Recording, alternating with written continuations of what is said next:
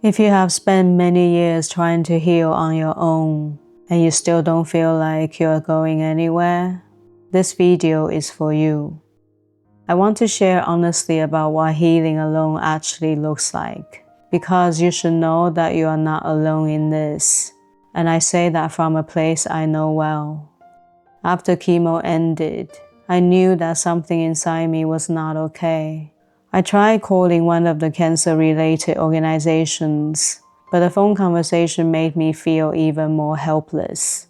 I knew I needed help, but I didn't want to feel more pain, and I wanted to get my normal life back as soon as I left the hospital. I wanted to move forward as quickly as possible.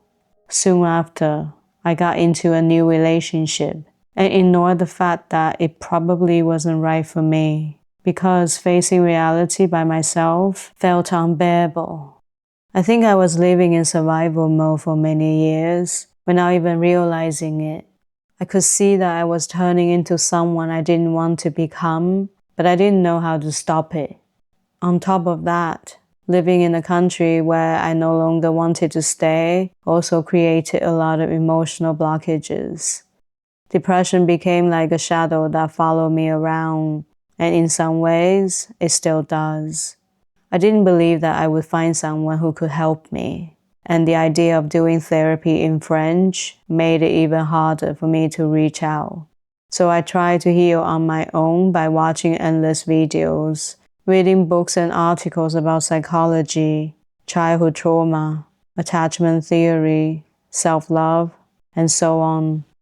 It took me years trying to understand myself, and I did make some progress, but healing alone was incredibly slow. It often felt like taking 2 steps forward and 1 step back. What eventually changed for me was not that my life became easier or that I had more money. I think consistently creating art, writing voiceover scripts, editing and recording every week have been moving me a little further away from pure survival mode. Creating gave me a space to process and release what had been buried inside, and that small shift over time was what made space for the next step. So 3 months ago, I decided that spending money on therapy was an investment in my mental health, just like healthy food and good vitamins are investments in our physical health. It took me 20 years to finally make that first step of seeking professional help. By the time I sat down with a psychologist, I wasn't starting from zero.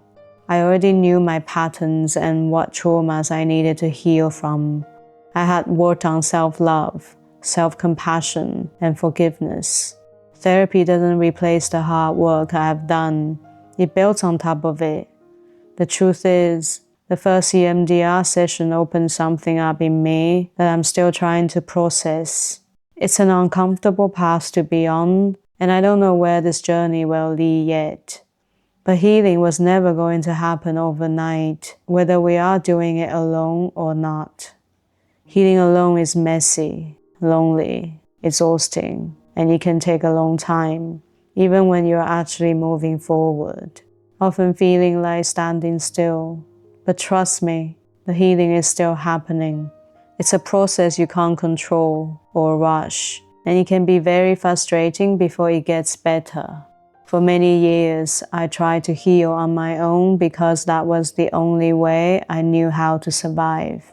And a lot of people are doing exactly the same, healing with limited resources, without a support system, without money for retreats or therapy, just doing it with whatever they can find. If you have been trying to heal on your own, don't think that all the time you have spent learning about yourself was for nothing.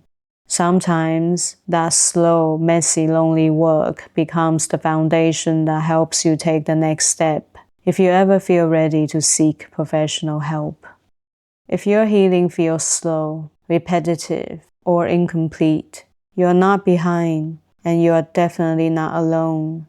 You are making progress, even when it doesn't feel like it. Take your time.